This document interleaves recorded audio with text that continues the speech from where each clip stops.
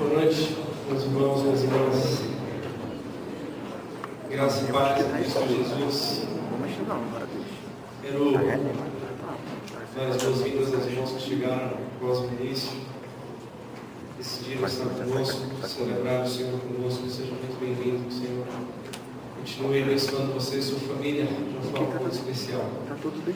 Com corações quebrantados, certos de que estamos no local que o Senhor reservou para nós estarmos nesse momento. Convido você a orarmos mais uma vez. Nós fechamos nossos olhos. Eu quero fazer uma oração e convido vocês a me acompanharem nesse momento. Senhor, nós precisamos absolutamente e totalmente do Senhor para cada movimento das nossas vidas.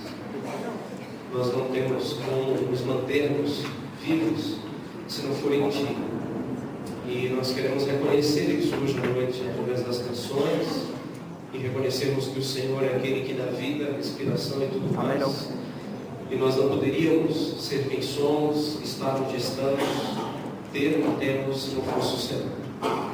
Pai bendito, receba o louvor da Tua igreja, que nós possamos sermos aceitáveis ao Senhor e que Tu possas nos abençoar e continuar abençoando nesta noite para a glória do Teu nome. Em especial, Senhor, eu te peço que o Senhor visite os nossos irmãos que estão enfermos. Eu rogo a Ti, Deus, por aqueles que nós representamos aqui também, familiares, amigos, pessoas que lutam na área da saúde. Nós sabemos que só o Senhor é capaz de sustentar as pessoas que estão enfermas e daqueles que cuidam dos enfermos. Quantos de nós, ó Deus, queríamos que até as enfermidades viessem para nós, para que as pessoas que nós amamos tivessem a restauração da sua saúde? Nós queremos declarar, Deus, que a doença ela não é transferida para nós, a doença é visitada pelo Senhor na restauração absoluta, no consolo que nós precisamos, e rogamos a Ti por estas vidas, por esses nomes, por essas histórias, certos de que o Senhor é absolutamente soberano sobre todas as circunstâncias.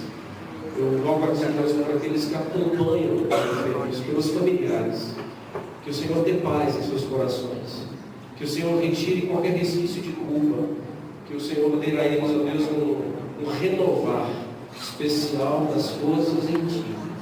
Nós clamamos por os acompanhantes, as pessoas que estão orando, que são intercessores daqueles que estão sofrendo na sua saúde, que eles continuem firmes, que eles não esmoreçam e que eles continuem enxergando o grande Deus, e que a doença não ofusque, que as dificuldades não embacem a vista espiritual, e que eles continuem firmes e fortes no Senhor.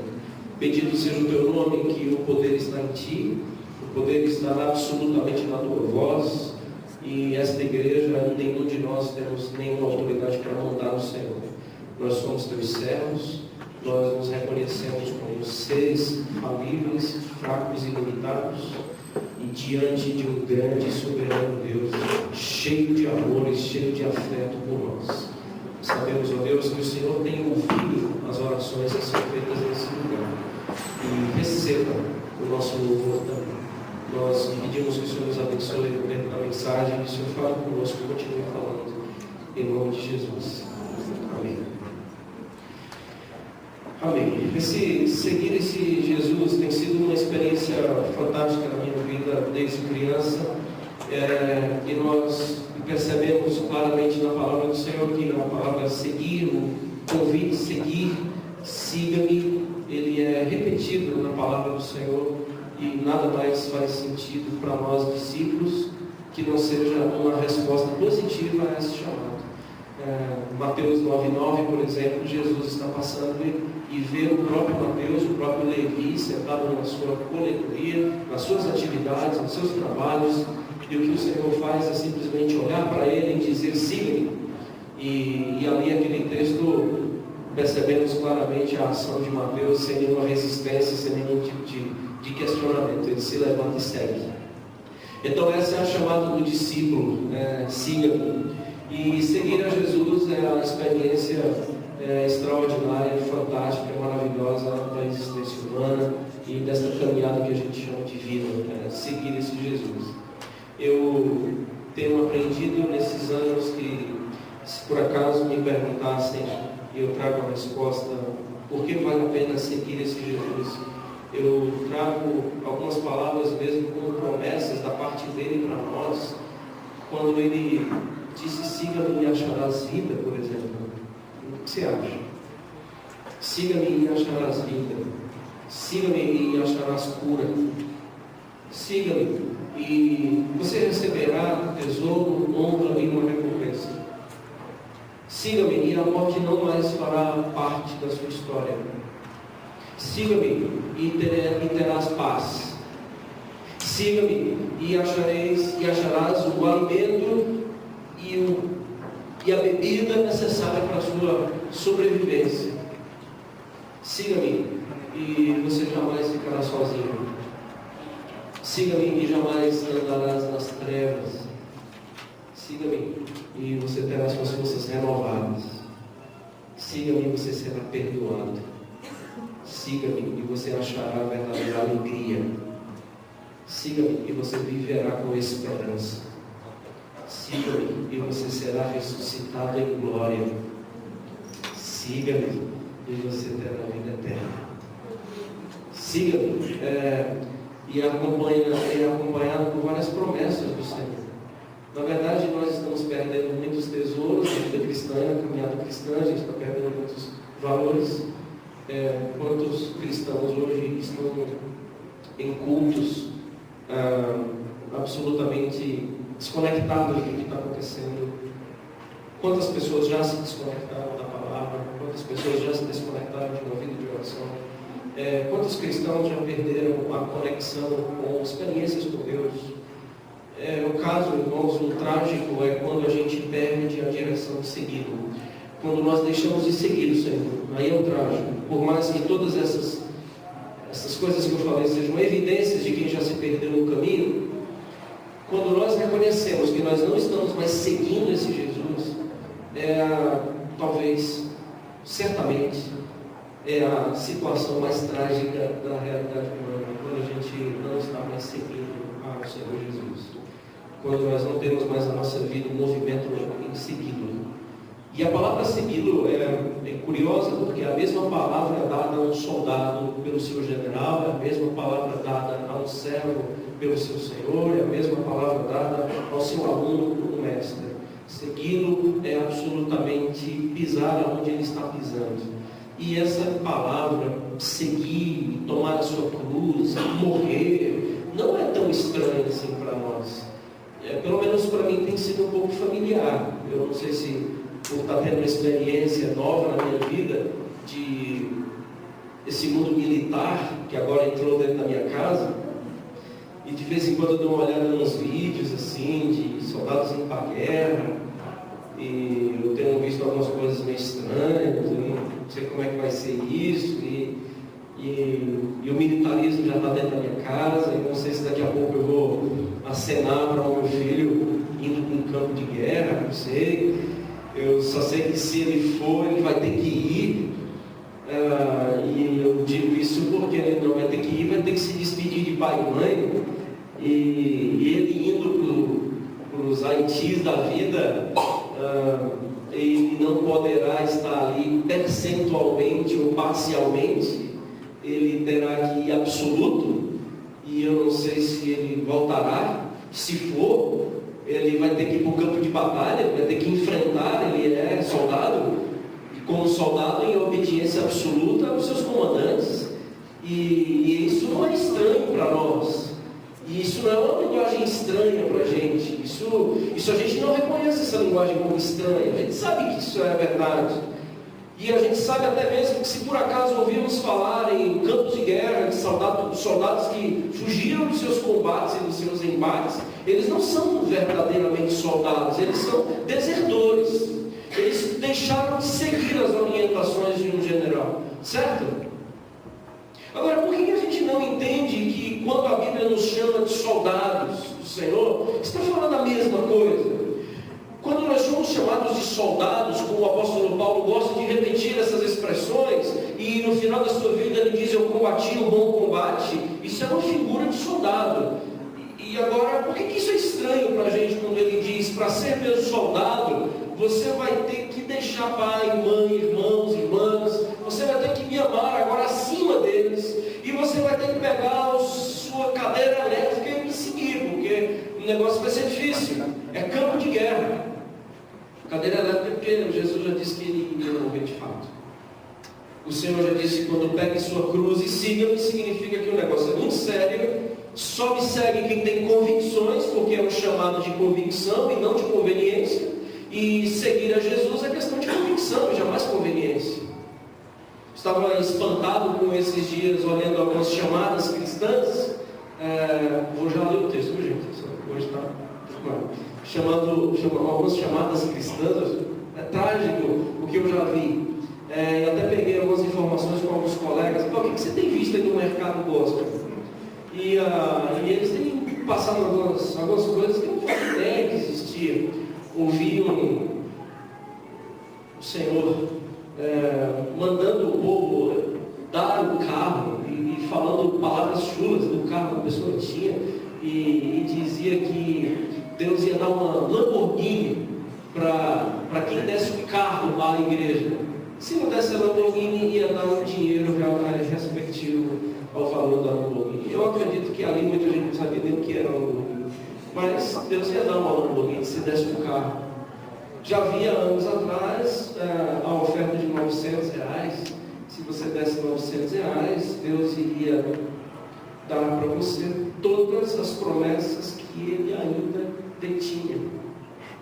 Se você desse R$900, ia ser liberada uma bênção para que as pessoas recebessem todas as bênçãos que o Senhor tinha ainda para derramar sobre o seu povo, à custa de R$900. E aí a gente tem visto no mercado ali meias de R$100 e poucos, de tijolo de 200. Dê uma olhada nesses que estão oferecendo nos mercados. E vassoura de R$1.000, vi vassoura de R$1.000.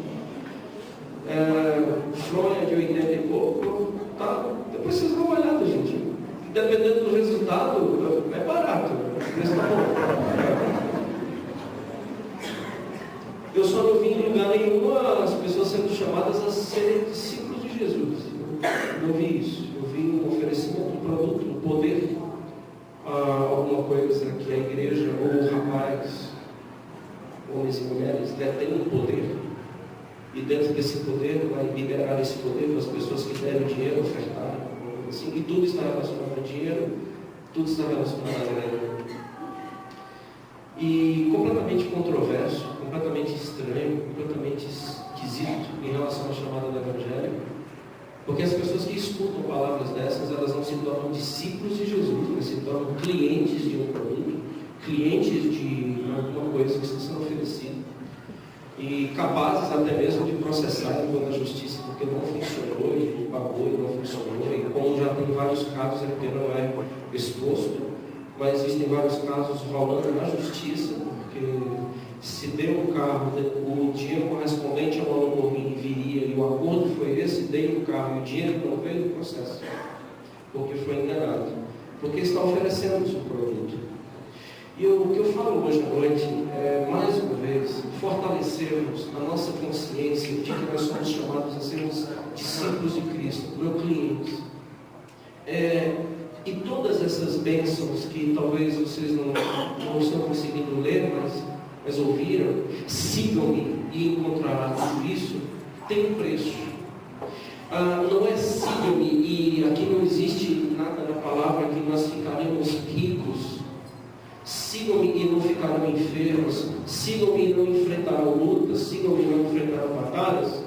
Por mais que nós já saibamos isso muito bem nessa comunidade, graças ao Senhor, tanto é que a gente já é capaz de rir de algumas coisas, e eu acho que quando a comunidade é capaz de rir de algumas coisas, isso é libertação, porque a gente já consegue rir do absurdo, e não olhar assim e dizer, se é verdade, se não é verdade. Eu fico muito feliz quando a gente ri de alguns absurdos, e não pense que eu estou tendo um ar desrespeitoso com essas igrejas. Pode ter certeza, eu estou tendo um ar desrespeitoso com essas igrejas. Não ache. É porque é o Evangelho, e se é o Evangelho, eu não tenho que respeitar porque é contrário ao Evangelho. Eu não tenho que aceitar o que é contrário ao Evangelho. Eu não tenho que passar a mão no que é contrário ao Evangelho. Eu não acho que o Evangelho ele tem ramificações. O Evangelho ele é absoluto. Seguir a Jesus é claro. Ser discípulo de Jesus é flagrante, é óbvio. Essas pessoas têm um cheiro de discípulo de Jesus. Então isso é indiscutível. Então, e é por isso que a gente está aqui. Eu acho que é por essas razões que a gente se reúne aqui aos domingos à noite, irmãos. Porque não faz muito sentido nós estarmos reunidos para daqui a pouquinho nós sermos espalhados novamente sem sermos discípulos. O nosso objetivo é nessa dinâmica da fé. Nós nos reunimos, celebramos ao nosso Deus, somos instruídos e edificados, distribuímos abraços e palavras abençoadoras, mas daqui a pouco nós nos espalhamos e vamos para os nossos campos de guerra, saudar e brilhar aonde o Senhor tem nos levado, seja no trabalho, em casa, seja nas nossas atividades amanhã. Mas nós temos que sair daqui como discípulos. Nós temos que a cada vez mais consolidar esse conceito. Eu sou discípulo de Cristo. E é muito maior do que mudei de igreja. Isso é muito maior do que eu sair da igreja católica e vim para a igreja dos crentes. Isso é muito maior que isso. Eu saí do espiritismo e vim para o cristianismo. É maior que isso. É maior do que se tornar gente boa. É muito maior do que parar de fumar. É muito maior do que parar de beber. Ser discípulo de Jesus é muito maior do que isso.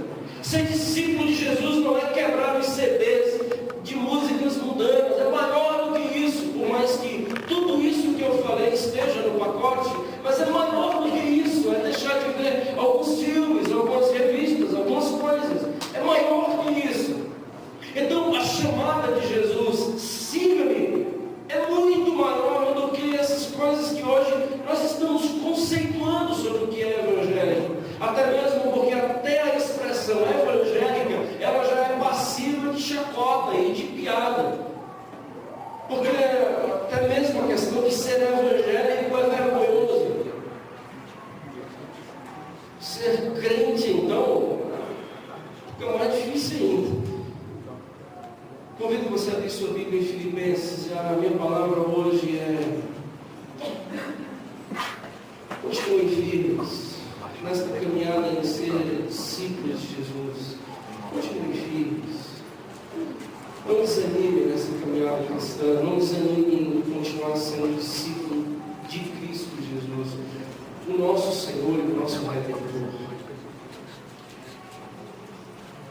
Essa caminhada segura que Paulo ele fala à igreja aqui no capítulo 3, eu lerei o capítulo todo. Quanto ao mais, irmãos meus, alegrai-vos no Senhor. A mim não me desgosta e é segurança para vós outros que eu escreva as mesmas coisas. Acautelai-vos dos cães, acautelai-vos dos maus obreiros, acautelai-vos da falsa circuncisão, da falsa religião, porque nós é que somos a circuncisão, nós que adoramos a Deus no Espírito e nos gloriamos em Cristo Jesus e não confiamos na carne. Bem que eu poderia confiar também na carne. Se qualquer outro pensa que pode confiar na carne, eu ainda mais. Paulo falando, circuncidado ao 8º dia, da linhagem de Israel, da tribo de Benjamim, hebreu de hebreus, quanto à lei, fariseu, quanto ao zelo, perseguidor da igreja, quanto à justiça que há na lei, irrepreensível. Mas o que era para mim era lucro, isso considerei perda por causa de Cristo. Sim, deveras considero tudo como perda por causa da sublimidade do conhecimento de Cristo Jesus, meu Senhor, por amor do qual perdi todas as coisas e as considero como refúgio para ganhar a Cristo e ser achado nele. Não tenho justiça própria que procede de lei, senão aqui é mediante a fé em Cristo, a justiça que procede de Deus baseada na fé, para o conhecer e o poder da sua ressurreição e a comunhão dos seus sofrimentos, conformando-me com Ele na sua morte, para de algum modo alcançar a ressurreição dentre os mortos. Não que eu tenha já recebido ou tenha já obtido a perfeição, mas prossigo para conquistar aquilo para o qual também fui conquistado, para o que também fui conquistado por Cristo Jesus. Irmãos, quanto a mim, não julgo havê-lo alcançado, mas uma coisa faço, esquecendo-me das coisas que para trás ficam e avançando para as que diante de mim estão, prossigo para o alvo, para o prêmio da soberana vocação de Deus em Cristo Jesus.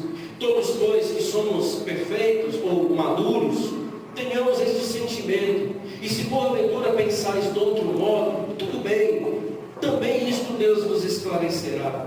Todavia, andemos de acordo com o que já alcançamos. Irmãos, sede imitadores meus, e observai os que andam segundo o modelo que tendes em nós. Pois muitos andam entre nós, mais uma vez, pois muitos andam entre nós, dos quais, repetidas vezes, eu vos dizia e agora vos digo, até chorando, que são inimigos da cruz. O destino deles é a perdição, o Deus deles é o ventre, e a glória deles está na sua infâmia. Por que, Paulo? Porque só se preocupam com as coisas terrenas. Pois a nossa pátria está nos céus, de onde também aguardamos o Salvador, o Senhor Jesus Cristo, o qual transformará o nosso corpo de humilhação para ser igual ao corpo da sua glória, segundo a eficácia do poder que Ele tem de até subordinar a si todas as coisas. Versículo 1 do capítulo 4 diz: portanto, meus irmãos, amados e muito saudosos, minha alegria e coroa, sim, amados, permanecei deste modo, firmes no Senhor, que Ele nos abençoe ricamente. Preocupação de Paulo com a igreja, preocupação de Paulo com as igrejas, é que as igrejas não se perdessem. Paulo aos Gálatas, ele fala: vocês estão aderindo a um outro evangelho, capítulo 1, versículo 6. Vocês estão voltando agora para um outro evangelho. Isso significa que há um outro evangelho, que não é o genuíno. Eu sou a videira verdadeira. Significa que existem outras videiras, mas a verdadeira sou eu. Eu sou o caminho. Por mais que vocês percebam muitas placas sinalizadoras, por mais que muitos caminhos surgem na sua frente, mas eu sou o caminho. Por mais que este mundo não tolere esta palavra verdade, eu sou a verdade. Não há outra palavra, expressão que possa ser conceituado como verdade se não sair da minha boca. Eu sou vida, fora de mim é morte. Preocupação de Paulo com as igrejas é que as igrejas não perdessem a certeza de que é o melhor empreendimento e o único empreendimento que vale a pena o ser humano desempenhar e desenvolver é ser discípulo de Jesus. Não sendo discípulo de Jesus, o que seria? Se eu não sou discípulo de Cristo, eu sou discípulo de quem? E se eu sou discípulo de alguém fora de Cristo, quem é? E vai chegar onde? E qual é o fim? Daqui a 10 anos eu estarei como? Eu sou discípulo de quem, afinal? Eu estou indo na direção de quem, afinal? Eu estou pondo os meus pés nas pisadas de quem? Porque todos nós dependemos de alguém para nos guiar. Todos nós. Que Paulo fala que nós precisamos saber e entender para que cheguemos no local onde o Senhor quer que nós cheguemos. Primeiro, eu tiro desse texto algumas palavras para nos ajudar na compreensão, porque eu vejo que esse texto, como a própria palavra do Senhor é inesgotável. Então, tirando apenas alguns pontos para nos ajudar hoje à noite em oração e sairmos daqui mais consolidados na certeza de que somos discípulos. Paulo fala, em primeiro lugar, cuidado com os enganadores, cuidado com os falsos, cuidado com ele chama aqui de homens maus. Versículo 2, Paulo diz: tenha cautela. E isso é responsabilidade da igreja. E quando eu leio esse texto, eu vejo que eu sou responsável por isso. Eu não sou vítima quando o lobo me tragou. A palavra do Senhor vai me chamar de negligente, não vítima. Aprenda isso. Quando nós somos enganados pelo laço do engano, a Bíblia diz que nós não somos vítimas. A Bíblia diz que nós fomos negligentes, dorminhocos, irresponsáveis, preguiçosos, ventres preguiçosos, mente dura, coração pedra, ouvido tapado. Por isso caiu no engano. Então, quando Paulo fala, igreja, é da responsabilidade de vocês, que vocês tenham cautela com os cães, com os maus obreiros e com a falsa religião, isso é da responsabilidade nossa. E aonde eu finco os meus pés com mais certeza nisso? É em João capítulo 10, quando o Senhor fala, as minhas ovelhas não seguem outro pastor. Outro pastor pode chegar na porta, começar a gritar, começar a chamar, as minhas ovelhas não seguem. Por quê? Porque as minhas ovelhas absolutamente só seguem a minha voz. É a minha voz que eles seguem. Elas não seguem a estranho. E João 10 diz, pelo contrário, corre deles. Não há troca de informação, não há bate-papo com cães, não há brincar com os brinquedinhos do cão.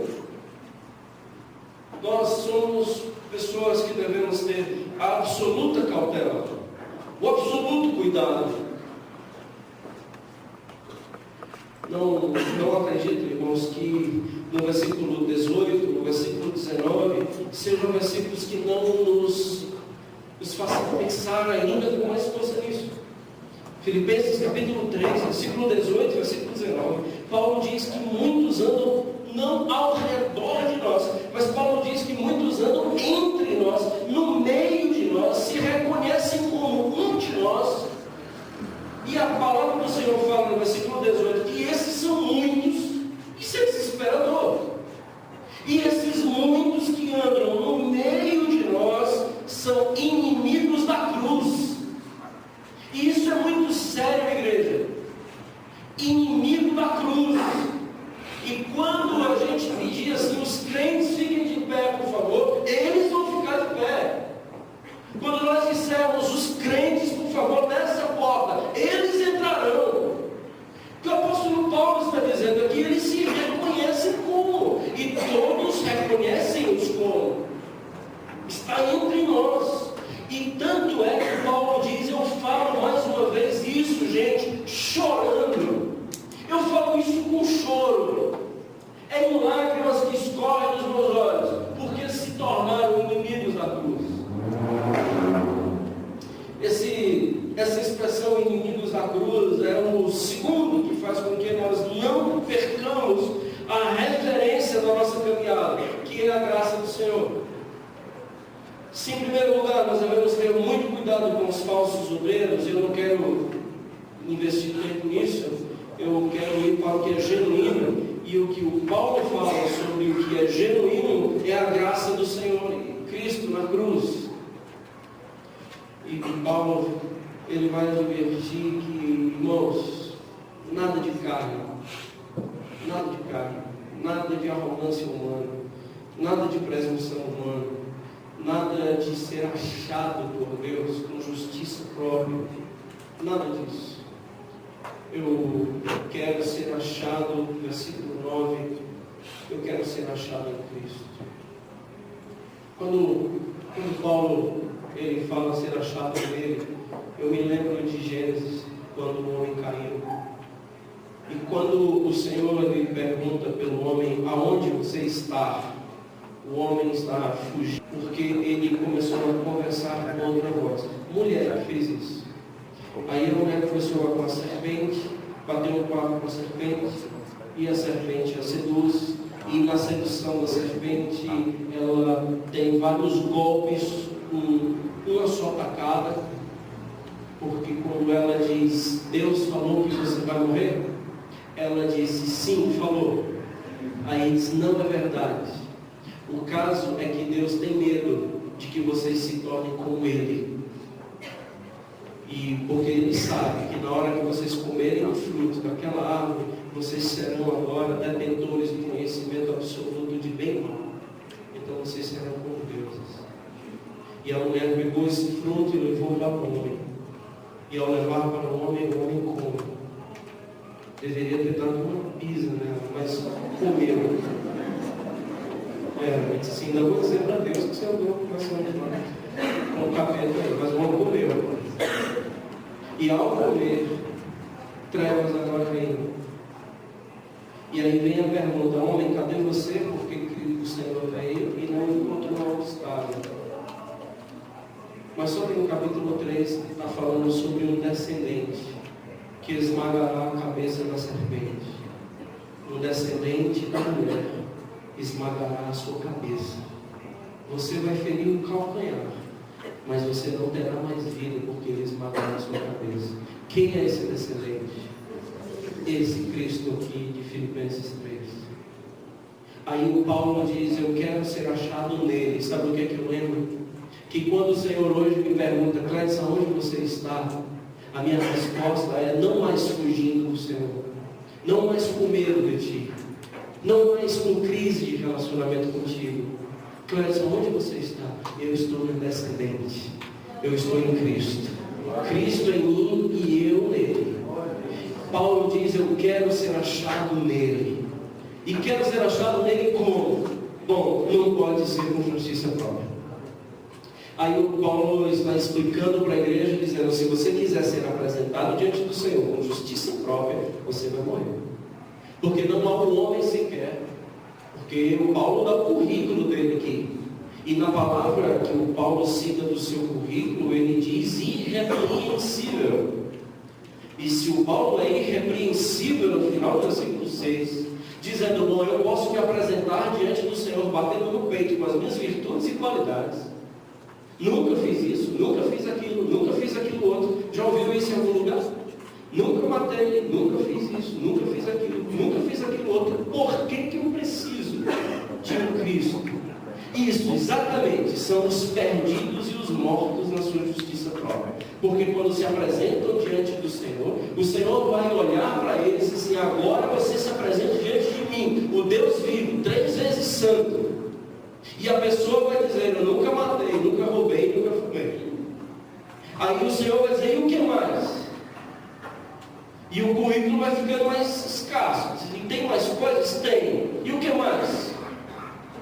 E eu vou agora sendo afrontado pela santidade do meu Deus, e eu vou reconhecendo que diante dele eu não tenho como dizer que eu sou uma pessoa que posso ser encontrado por ele com justiça própria. Por mais que a gente olhe uns para os outros, nos achando melhor do que o outro, não deveria. Porque até a própria palavra do Senhor diz, se você for olhar para o outro, é melhor olhar de baixo para cima, não de cima para baixo. Considerar os nossos irmãos superiores a você mesmo.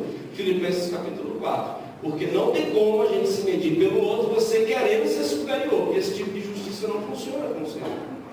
Aí quando nós agora vamos ser encontrados diante do Pai, o Pai vai olhar para nós e vai dizer assim, e agora você? A resposta é, eu estou em Cristo. Eu não tenho justiça própria. Eu não tenho como ser mergulhado na tua santidade e sair de lá vivo. Eu não tenho como ver o Senhor e não cair no chão por temor e medo de quem eu sou. O que eu sou e o que eu faço, o que eu me tornei, o tipo de gente que eu me percebo, eu não posso ser associado contigo na tua santidade. Por mais que eu me considere gente boa, mas eu não posso. Porque só tem uma forma de ser aceito diante do Senhor, se for pelo sacrifício de Cristo. Não importa, amigo, se você guarda sábado, se você não come carne de porco, se você virou judeu, se você não joga bola, se você não come carne, não adianta esses negócios diante do Senhor, porque diante dele está todo mundo perdido. Então não venha diante do Senhor dizendo que vem para o culto todo domingo, eu leio a Bíblia 3 vezes por dia, eu oro 4 vezes por dia, eu dou o dízimo de tudo quanto tenho, porque quem orou assim foi o templo foi um que estava lá no final, batendo no peito, dizendo: misericórdia de mim, Senhor, porque eu sou um pecador. Aí a palavra do Senhor diz: esse saiu justificado. Mas aqueles que dão carteirada em Deus saem condenados. Porque todos aqueles que querem dar carteirada em Deus, dizer assim: quem está orando agora é o fariseu, é outra pessoa, é outro nível. Como se Deus fosse cair no queixo com a nossa. Isso é piada, gente. Eu não acredito, por isso que eu volto às bases do meu conceito como pastor, e por isso eu não consigo entender que Deus ouviria uma oração e não ouviria a sua. Eu não consigo entender que o seu filho no hospital, Deus vai ouvir a minha, mas não vai ouvir a oração de uma mãe que está clamando ao lado de um leito pelo seu filho. Eu não consigo ver esse Deus dizer assim: eu vou ouvir o pastor, você não vou ouvir, não quer, pastor. Pode ficar com esse Deus para você, eu não quero. Não faz o menor sentido. Deus que escolhe quem Ele vai ouvir as suas orações, por serem profetas ou homem de Deus, vai escravizar vocês. Porque quando nós nos referimos ao Senhor, nós só podemos orar por intermédio de Cristo, que foi o que Ele fez. Senhor, eu só estou aqui pelos méritos do Cordeiro. Eu só posso orar ao Senhor pelos méritos de Jesus na cruz. Porque foi pelo fato dele ter morrido na cruz que o véu do santuário rasgou-se de alto a baixo e faz agora com que nós possamos chamar o Senhor de Pai. Mas eu só posso chamar o Senhor de Pai pelo que Ele fez, não pelos meus méritos. Então, pelo fato de Cristo ter sido o Cordeiro, agora nós podemos nos achegar confiadamente junto ao trono da graça do nosso Deus e nos percebemos como filhos, aceitos e perdoados pelo que Cristo fez. Eu acho isso libertador, porque muitos de nós ainda temos um sentimento de culpa, porque nós não lemos o tanto que deveríamos, principalmente quando tem campanha de leitura bíblica. Alguém já fez assim: esse ano eu vou ler a Bíblia toda? 3 pessoas. Os que levantaram a mão, quantos já conseguiram? 2. E todo final do ano você está frustrado? Porque eu não consigo ler a Bíblia toda. Eu sou tão crente assim, eu sou miserável, pecador e tal, porque eu não leio a Bíblia toda. Viu essas manias, essas coisas de crente que não faz o menor sentido? Porque ler Bíblia o ano todo, foi que Deus mandou isso. Passa as bolinhas também? Qual é o esquema? Qual é o método que funciona? É ler um capítulo por dia. E quando você chega em números, você não entende nada. Lê um capítulo por dia. E aí você sai com aquele espírito assim. Sabe o que é? Crente mesmo. Porque você leu 2 capítulos de números hoje.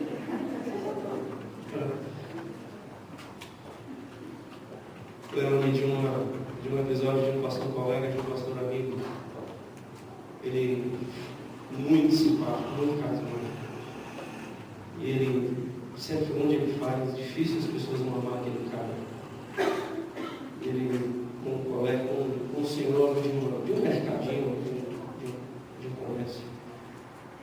Já falei isso aqui, repito. Lembrei desse exemplo. Esse homem descobriu que ele era pastor. E aí já resistência. E ele: bom dia, como é que o senhor está? Já bom dia. Antes não, mas vocês.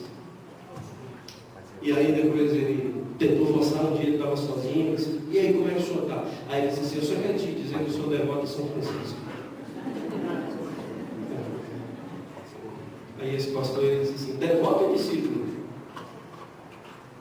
Eu disse: tem diferença? Tem. Porque pensa comigo, devoto anda com tudo.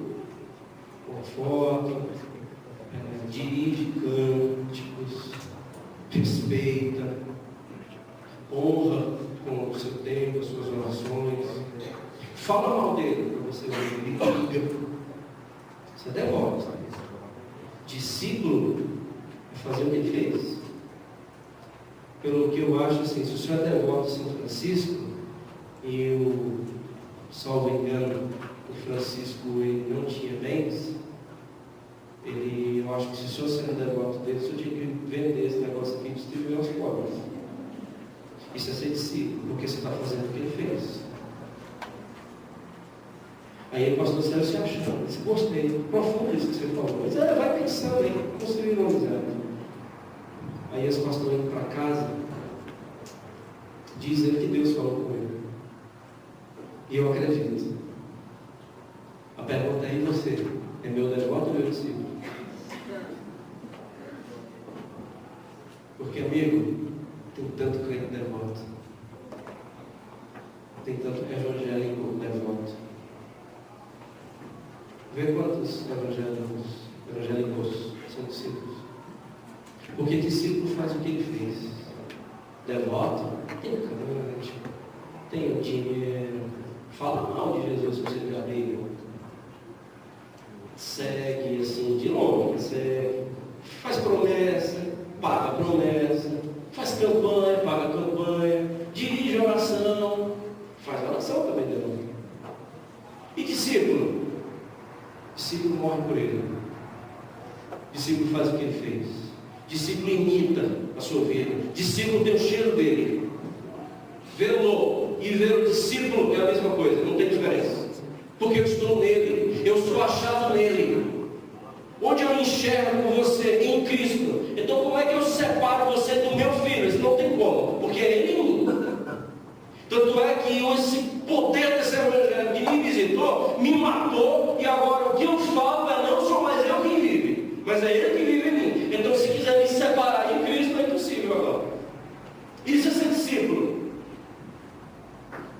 Devoto é outro esquema. E hoje há uma multidão de devotos, inimigos da cruz, porque não aceitam cruz, não admitem cruz, não configuram suas vidas pela perda, que é o terceiro ponto. Refaça cálculos. Paulo diz: refaça os cálculos, porque para ser discípulo de Jesus se pede tudo. Não há testemunho dizendo eu passei a ser crente e ganhei 4 carros. O testemunho do cristão, discípulo, é: eu abracei a causa de Jesus, considerei tudo como perda. Eu agora passo a seguir esse Cordeiro de Deus e considero tudo como refúgio. Porque quem anda vivendo com as preocupações das coisas terrenas são inimigos da cruz. Final do versículo 19. Aqueles que só se preocupam com coisas terrenas são inimigos da cruz. Final do versículo 19. E existem inimigos da cruz, devotos de Jesus. Alerta, irmãos. Você pode ser um devoto, como eu também. E louvado seja o Senhor pela sua palavra, que nos traz a um papo reto, a uma conversa séria, a um pai de amor que nos chama. Você vai se perder, porque essa caminhada não é caminhada de discípulo, essa caminhada é caminhada de devoto. E eu não salvo devoto. Eu não morri na cruz para ter devoto. Eu morri na cruz para você ter discípulo. Siga-me. A palavra é: siga-me. A palavra não é: se apaixone por mim. E você vai sofrer, porque o meu chamado não inclui sofrimento. Refaça preço. Porque Paulo fala no versículo 10 que a minha comunhão também é com o sofrimento de Jesus. Acho interessante demais, às vezes, as palavras de que Ele levou sobre si as nossas dores. Por isso a gente não vai mais sentir dor. Esse viu? Isso é uma relação de devoto. Isso é papo de devoto. Papo de discípulo, que ele se agarra com a causa, se está esperando morrer, não vai sofrer. Eu tenho comunhão com os sofrimentos do Cordeiro. Crente que não paga nada, só recebe. Não é discípulo, irmãos. Não é discípulo. Lucas capítulo 14, se você quiser conferir na sua Bíblia, Lucas capítulo 14, versículo 26, 27 e 33.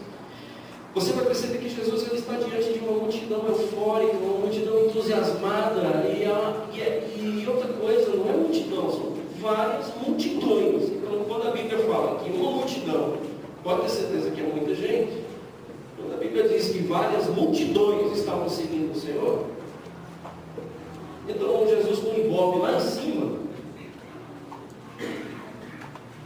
ele para, olha para a multidão e diz: deixa eu explicar uma coisa para vocês. E as palavras deles são simples, diz assim: se alguém vem a mim e não aborrece pai, mãe, mulher, filho, irmã, só, e a sua própria vida, não pode ser meu discípulo, não pode ser meu discípulo, não pode. Coisa simples. Não é que vai ser difícil, não é que ele vai ter dificuldades, não, eu estou dizendo é impossível. É possível a pessoa que ama mais papai e mamãe ser meu discípulo? É impossível. Porque se papai e mamãe disser assim, vai ficar. Se na hora que o filhinho disser, não vou, ele também não vai, porque ele ama mais o filhinho do que a mim. É como um soldado que não vai para a guerra.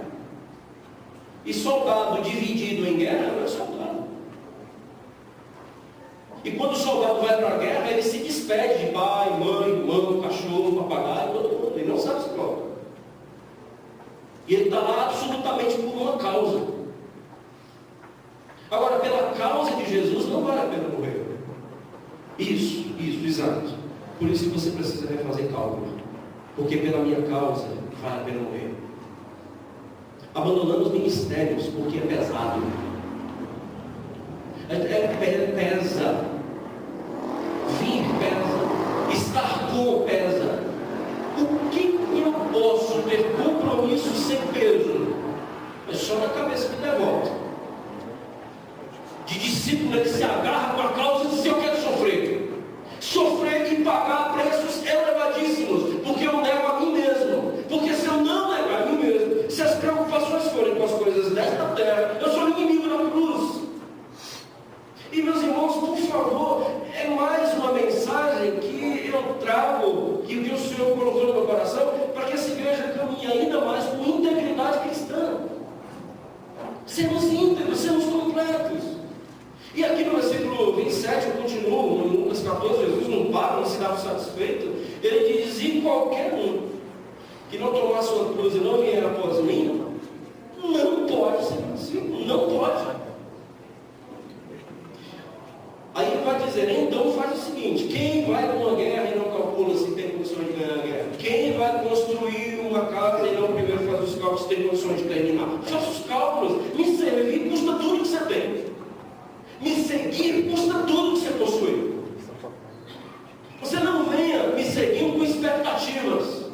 Você venha me seguindo com doação. E você é a oferta. Versículo 33. Assim, pois, todo que dentre vós não renuncia, Lucas 14, 33, a tudo quanto tem, não pode ser vencido. Ele repete 3 vezes em Lucas 14.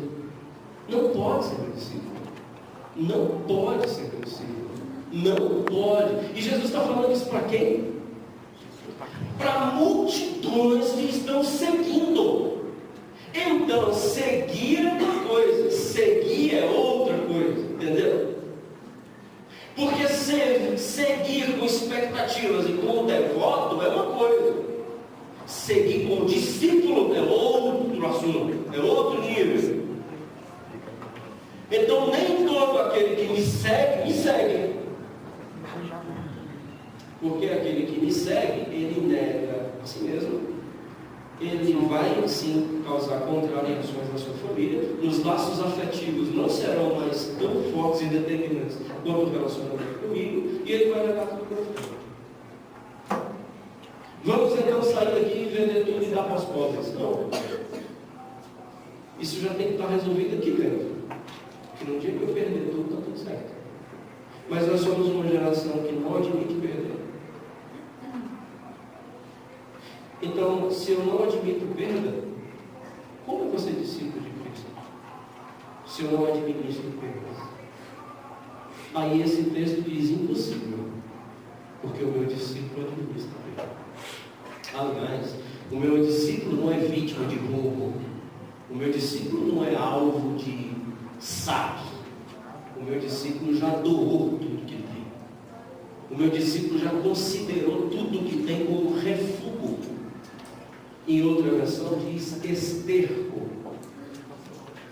Eu pego tudo que eu tenho. E diante da sublimidade de Cristo, não é que Paulo está dizendo que tudo que eu tenho é esterco, mas Paulo está comparando em Filipenses 3, no nosso texto, quando eu comparo com a sublimidade do conhecimento do Cordeiro, eu preciso de esterco. Entendeu? É quando compara com Cristo. Mas quando Cristo sai de referência, o que fica? Bens, valores, propriedades, sucesso, justiça própria, saúde, tudo isso. Quando Cristo fora, Cristo dentro, tudo é fogo. Então, por minha causa você perde, isso eu já perdi, Senhor, está aqui dentro, está perdido. Então, por minha causa, seus filhos estão no altar, já estão no ventre, Senhor. Abraão, vamos ver se você é meu discípulo ou se você é meu devoto. Mata o seu filho. Isso é a diferença de discípulo para devoto, porque o discípulo mata. O devoto cai fora, procura um que seja mais leve, pega mais leve. E procura outros campos, outros líderes, outros pastores, outros PowerPoints, outros templos, que dê um afago mais tranquilo no seu coração. E que se tornem ainda crentes, discípulos, por mais que se preocupem só com as coisas da terra. Mas só não vai ler Filipenses 3, nem rasga, porque não tem compreensão. Quarto lugar, reafirme o alvo da sua vida. Igreja, reafirme o alvo da sua vida. Eu prossigo para o alvo. A minha vida agora encontrou o mundo. Eu antes vivia para relacionamentos, eu antes vivia para Facebook. Agora eu vivo para Facebook. Gostou do inglês? Gostou do inglês, não? Feito de fé. Livro de fé. Facebook. E não mais Facebook. Agora eu tenho um livro de fé. Facebook. Eu vou ficar repetindo essa palavra várias vezes. Estou achando aqui agora. Reafirme o alvo da sua vida. Vida sem alvo.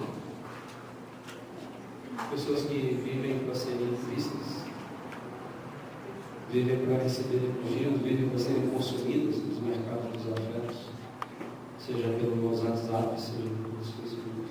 Pessoas sem alvo.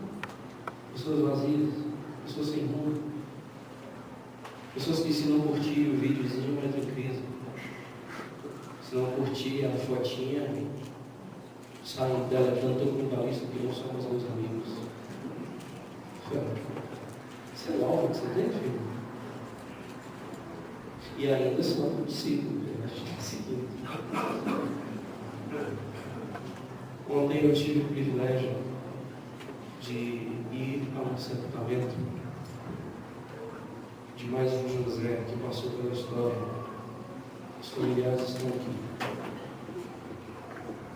E ouvindo o testemunho daquele homem, reacendeu ainda mais o desejo de continuar sendo discípulo de Jesus. Um homem que deixou um legado, um homem que deixou uma marca. Ouvindo um dos testemunhos, estava baixinho quem estava falando ao redor do caixão. A pessoa disseram para ele para colocar a instituição da justiça, porque ele foi alvo de uma injustiça. Ele se levantou e disse: jamais eu envergonhei o nome do meu Cordeiro. Contabilizou perda, honrou o nome do Senhor. Homem dos quais o mundo não era digno de continuar tendo. Discípulo. E as pessoas que vão ao sepultamento, É unânime, ouvindo um, ouvindo o outro, ouvindo um, ouvindo o outro. Foi o discípulo. Aqui estão vocês. O que vão dizer para a gente? E aí eu estava falando com os irmãos lá no velório. Que ambiente é aquele, Jesus? Que ambiente é aquele? Não há desespero. Não há ninguém agarrado no cachorro. Não há ninguém. As pessoas estavam rindo do velório. Rindo. As pessoas se encontravam nos abraços, celebrando um homem de 95 anos que partiu para a glória para estar com o seu Senhor. As pessoas entendendo que nada daquilo estava errado, porque na sua trajetória tudo foi perda, na sua trajetória tudo foi refúgio, e partir e estar com Cristo está incomparavelmente melhor. Tem essa esperança? Se você não tem essa esperança, se a morte ainda lhe causa absoluto desespero, saiba que o apóstolo Paulo nos traz uma palavra nesse texto, dizendo: irmãos, nós temos uma pátria. Versículo 20 de Filipenses 3, nós temos uma pátria, meus irmãos. Está nos céus a nossa pátria. Versículo 21, o nosso Senhor transformará esse corpo que sofreu tantas humilhações num corpo igual ao dele. É pouco? E ele tem poder para fazer isso? Talvez. Ele disse: luz, e houve luz. Lázaro sai, e Lázaro sai. Vento para, vento para. Lua fica, lua ficou. Mar só até aqui. E mar ficou só até aqui. E aí, um dia, ao ressoar da última trombeta, ele vai ao voz, e todos os túmulos se abriram. E os mortos em Cristo ressuscitarão. E serão encontrados por Ele nos ares. Depois nós, os que ficarmos, seremos arrebatados. E iremos agora para um momento chamado Bodas do Cordeiro. Nesse local aqui, na nossa pátria. Somos soldados lutando por uma pátria, não essa. Coisas terrenas são inimigos da cruz. Que nós lutamos pela nossa pátria, somos discípulos. E eu fiquei olhando ontem, mais uma vez, a experiência em um cemitério. Conversando com um irmão, disse: cara, como é que vai ser isso?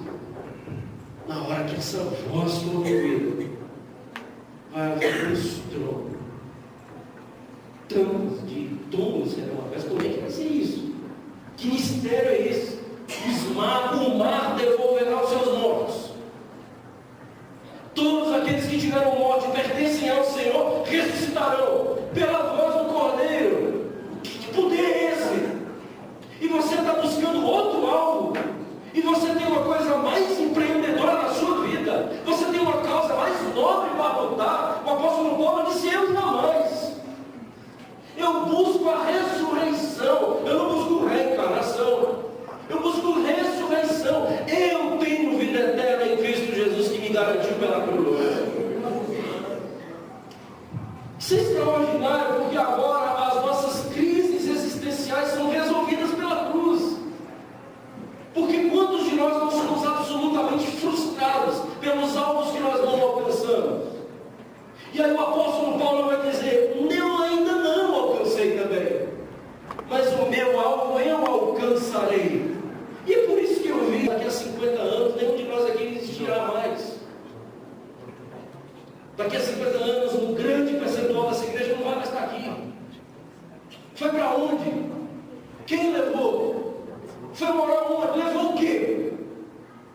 Levou os carros que adquiriu? A Lamborghini. Não acredito, espera a Lamborghini.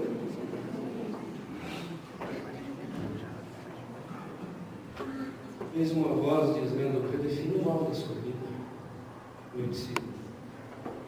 Porque esse mundo está ofuscando o seu olhar. Você está perdendo, você está perdendo o foco. Você não abre mão de absolutamente nada por mim. Você não renuncia a nada, você não renuncia a um momento, você não renuncia a um emprego, você não renuncia a toda oportunidade que você pega. Você só vive por dinheiro. A sua preocupação é absolutamente e exclusivamente terrena. Meu inimigo, inimigo da cruz. Não são discípulos. O apóstolo Paulo diz: muitos andam entre nós com essa mentalidade. Em último lugar, para encerrarmos, meus irmãos, naveguem em novos mares.